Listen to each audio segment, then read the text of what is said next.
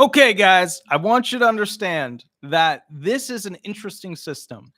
What's so interesting about this Social Security system is that even when there are people who pay for Social Security benefits, there's four categories of individuals who cannot collect. And what's weird about it is that, yeah, we have provisions in place sort of for their family members, but they're not really that great. So look, we're going to go through this real quick so you have a full understanding of why about 2.7 million retirees will never get retirement benefits. They're in the category that's called never beneficiaries. That's literally what it's called at the SSA. Let's go through the article real quick. This is from the Washington Examiner by Misty Severi, July 1st, 2023, so extremely recent. Of course, today is July 4th, so happy July 4th. Let's get into the video real quick. The vast majority of retirees in the United States will receive Social Security payments when they reach their 60s, right? 62 is the earliest. A lot of people take it 66, 67. Some people, they put their benefits off until they reach 70. That's called a suspension of benefits until your maximum, the ultra amount of taking retirement benefits is 70, which is for most people not a good idea. All right. Now, the groups referred to as never beneficiaries, right, by the Social Security Administration comprise approximately 2.7 million retirees and make up approximately 3.5% of the country's senior population. Okay, cool. Benefits are paid out to roughly 74.2 retirees each year. I think they mean like the million, you know. But 79, oh no, it can't be million. No, so yeah. Okay, so they're paying around 74.2 retirees each year, but 79.6 people in the country. Oh no, I see how they're doing. 74.2 retirees each year, but 79.6 people in the country are over the age of 60. All right, so let's keep going here. These are the groups, the four categories of people who can never get Social Security retirement benefits, even though they've essentially paid in. Category number one, which is the biggie, immigrants that legally enter the workforce over the age of 50. Now, remember, the system is based off of quarters of coverage and being able to earn enough quarters of coverage to have your 40 quarters of coverage for retirement. You don't have 40 quarters of coverage, you're not going to get your retirement benefits. You come here at 50, you're not probably going to be able to earn enough. Immigrants that come to the U.S. as seniors, even if they enter legally, do not generally receive monthly Social Security payments because of the amount of time they need to spend working in the country. In order to qualify for Social Security, recipients need to acquire 40 work credits, which is reached by paying into the program for 10 years. Late arriving immigrants are the largest group of never beneficiaries and make up 45.8% of the four categories according to the SSA. Now, with that said, those individuals, if they come from a country that we have an international agreement with quarters of coverage sharing, they can tap into retirement benefits because they can convert their quarters of coverage into United States quarters of coverage and then basically apply those so that at the end of the day, you know, they can go ahead and get onto retirement. So it's not like anybody that comes here at 50 plus and then starts working here can't get retirement. A lot of people have international agreements that help them get their retirement anyways. Number two, infrequent workers. The second largest group of those who do not receive the benefits are those who fail to earn the mandatory 40 work credits needed for the program, but are not immigrants who entered the U.S. after the age of 50. This can happen if there's only one person in the household making money. Nearly 40% of those who do not qualify for Social Security fall into this category. There are exceptions to this category, such as those who cannot work because of a disability. Those who are on a disability can receive a different kind of Social Security benefits called supplemental security income.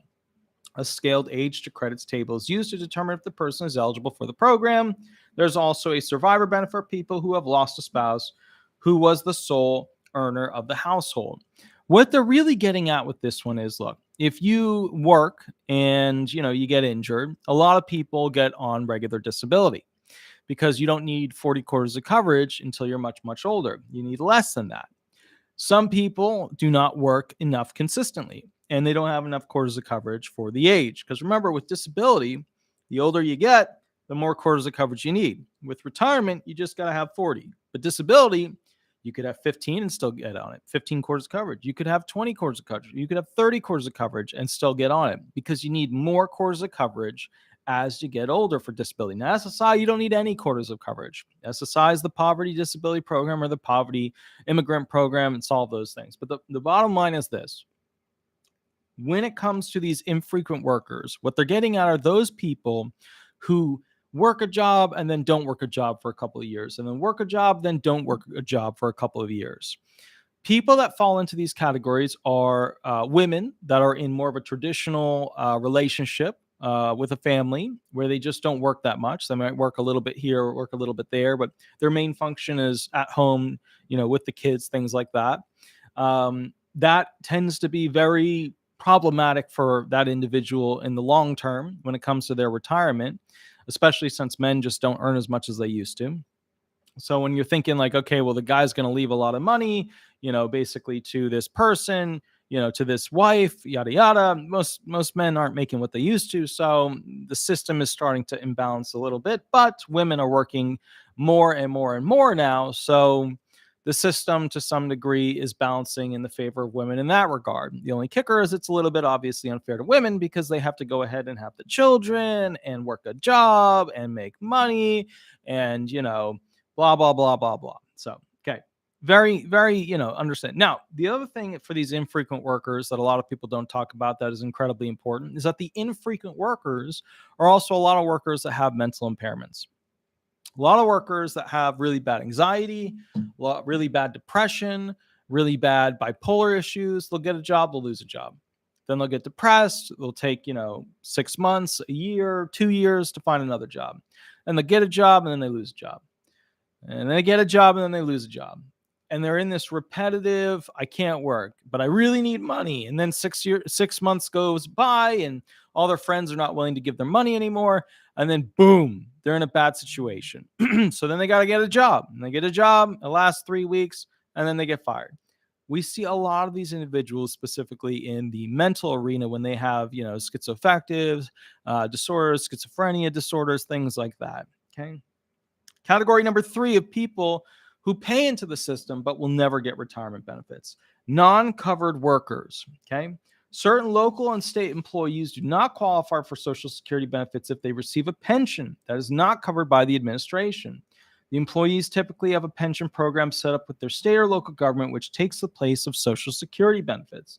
Employees that are hired by a different country also do not usually qualify for Social Security because their employers do not pay into the benefits. Non-covered workers account for 13.4% of these never beneficiaries, according to the SSA.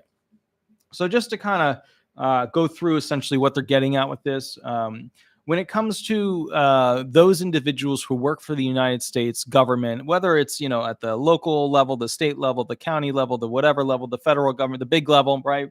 If it's any one of those, sometimes they have pension programs. And what they're trying to do is pass a bill where those who basically get a pension, where they've paid in to try and have this pension, would also get stackable their Social Security benefits on top of it. And the reason why is it is a bit unfair to those people who work for the government. The government, right? They don't pay you much, but they give you some benefits. Now, if you pay into a pension, you're putting all this money into a pension, you get a decent pension at the end of the day. Some of these pensions cut off your Social Security benefits, which is a little bit of bullshit, right? That's not right. You should be able to get your Social Security benefits and your pension. That's just like the VA people. The VA people who live very good lives when they get their VA pension, whether it's disability and then their pension. And then they, on top of that, get to stack their civilian benefits as well. Our government employees, unfortunately, don't fall into the category of loved people as much as our veterans. So they kind of get screwed over with this by what's called the windfall provision. And the windfall provision says, we don't want to give you a windfall. We don't want to give you the the benefit here. Even though you paid for your pension, even though, you did that, well, we're going to take away Social Security. You're only going to get that pension that you paid into. So they do have bills on the table to pass to go ahead and make sure those individuals get both their Social Security benefits and their pension. Okay. Number 4, this is the 4th and final category of people of the 2.7 million retirees who paid into the system but will not be able to get retirement benefits. Employees that die before receiving benefits, right? The smallest group, which accounts for 1.2% of workers, are those who die before they start receiving their benefits. Retirees can start receiving the funds from Social Security benefits as early as 62, but the government offers incentives for those who wait until they are 70. Delaying retirement until 70 can increase the monthly payouts by as much as 8% per year. Okay, so what do you need to know about that? Basically, bottom line is that if you work and then you have a bad day, car accident, heavy machinery accident, basically, very, very common thing are boating accidents. Okay. A lot of people don't realize how dangerous boats are. That spinny thing in the back will eat you up. But bottom line is this, I hope you understand it. Okay. Which is why I'm thankful my first boat was a jet boat that would break every 2 weeks. Which taught me how to actually restore boats, which was not a bad thing. I mean, a lot of hatred and frustration, but still not a bad thing. The point is, a lot of individuals who pass away, they obviously don't get to tap into the benefits of their retirement. And the estate of, right, the thinking of who will then down the line be able to access them, well, their kids will, their, potential spouse, potential ex-spouse, if they meet the elements, will. So they still have programs for those individuals to be able to tap into the retirement benefits paid in for somebody who is deceased. Because remember, what a lot of these programs do is when somebody tries to attach to the benefits that they paid in, they look to see if that person has retired, passed away, or become disabled. Retired, passed away, or become disabled. Those are the three that they usually look for with these Social Security statutes. Okay. I hope you guys have a wonderful, wonderful day and a happy, happy 4th. I've got one more video coming your way, which is where the opposite of Captain Planet, basically this gentleman who, for 30 years basically frauded the SSA, did improper wire transfers of money, a whole lot of stuff. But what it shows you is this criminal mastermind, if you could call him that, literally took over the identity of his dead mother and was able to do loans and credit cards and get the VA benefits and the SSA benefit. It took him 30 years to catch it. 30 years. We're going to do that particular article next and talk about that. I will see you guys at the next video in about 10 minutes. Thank you for being a part of this channel. Thank you for caring about Social Security benefits and those who receive them. I will see you guys essentially in 10 minutes. Attorney Walter Hnot, please remember to like, subscribe, and leave 5-star reviews or whatever reviews you want. I will catch you a little bit later and we'll go from there. Thanks so much, guys. Bye-bye, guys. About 10 minutes. Bye-bye.